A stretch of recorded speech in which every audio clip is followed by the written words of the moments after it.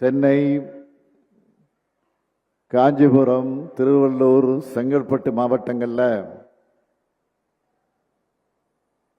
கடந்த 4ஆம் தேதியோடு புயலோடு கூடிய பெருமழை பெய்தது. 47 ஆண்டு காலம் இல்லாத அளவுக்கு மழை பெய்தது. அதை முன்னெச்சரிக்கை நடவடிக்கையோடவும் மழைக்கு பிறகு போர்க்கால அடிப்படையிலும் செயல்பட்டு அரசு எதிர்கொண்டுச்சு.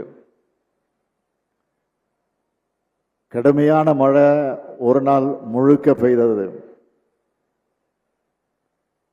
மழை நின்னதும் நிவாரணப் பணிகளை நாங்கள் தொடங்கிட்டோம்.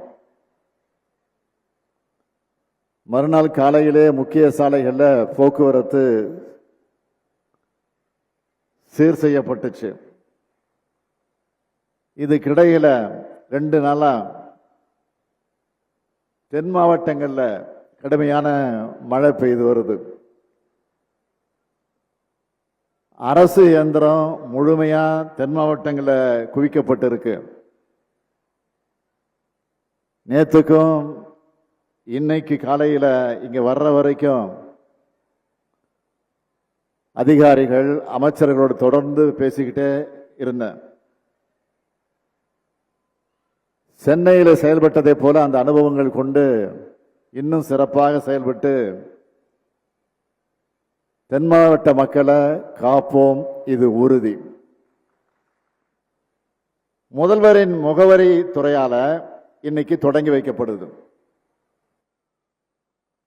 அரசோட சேவைகளை மக்களுக்கு நெருக்கமாக கொண்டு போய் எல்லா பொதுமக்களுக்கும் எல்லா சேவைகளும் எளிதாக கிடைக்க செய்கிறது தான் இந்த திட்டத்தோட முக்கிய நோக்கம். இந்த முகாம்களை சம்பந்தப்பட்ட துறை அலுவலர்கள் எல்லோரும் ஒரே குடையின் கீழ் கூடி மக்களோட கோரிக்கைகளை வாங்கி பதிவு செய்வாங்க. முகாம்களை பெறப்படுகிற மனுக்கள் எல்லாம் சம்பந்தப்பட்ட துறைகளால 30 நாட்களுக்குள்ள உரிய முறையில் பரிசீலனை செய்யப்பட்டு தகுதியின் அடிப்படையில் உரிய சேவைகள் மக்களுக்கு வழங்கப்படும். இந்த திட்டம் என்னோட நேரடி கண்காணிப்பில் இருக்கும். இந்த முகாம்கள் 2 கட்டங்களாக நடைபெறும். முதல் கட்டமா புயல் பாதிச்ச சென்னை, செங்கல்பட்டு, திருவள்ளூர், காஞ்சிபுரம் மாவட்டங்களை தவிர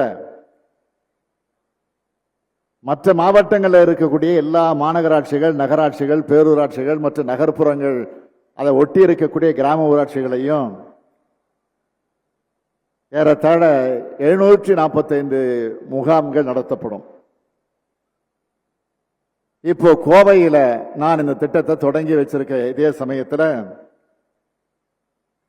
மாண்புமிகு அமைச்சர் பெருமக்கள் அவர்களுடைய மாவட்டங்களிலையும்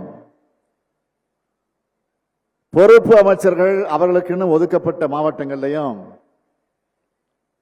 நாடாளுமன்ற சட்டமன்ற உறுப்பினர்களும் இந்த முகாம்களை தொடங்கி வைக்கிறாங்க. சென்னை, செங்கல்பட்டு, திருவள்ளூர் மற்றும் காஞ்சிபுரம் மாவட்டங்களில் புயல் வெள்ளத்தால பாதிக்கப்பட்ட பகுதிகளில் நிவாரண உதவித்தொகை வழங்குறது முடிஞ்சதும் ஜனவரி மாதம் முதல் வாரத்திலிருந்து ஜனவரி 31ஆம் தேதி வரைக்கும் இந்த சிறப்பு முகாம்கள் நடத்தப்படும். 2ஆம் கட்டமாக எல்லா மாவட்டங்களிலும் இருக்க ஊரக பகுதிகளில் இந்த முகாம்கள் நடத்தப்பட இருக்கு. இந்த முகாம்களில் பெறப்படுகிற எல்லா கோரிக்கைகளும் அரசால் பரிசீலிக்கப்பட்டு முறையான கோரிக்கையாக இருந்தால் நிறைவேற்றி தரப்படும் என்று நான் இங்கு உறுதியளிக்கிறேன்.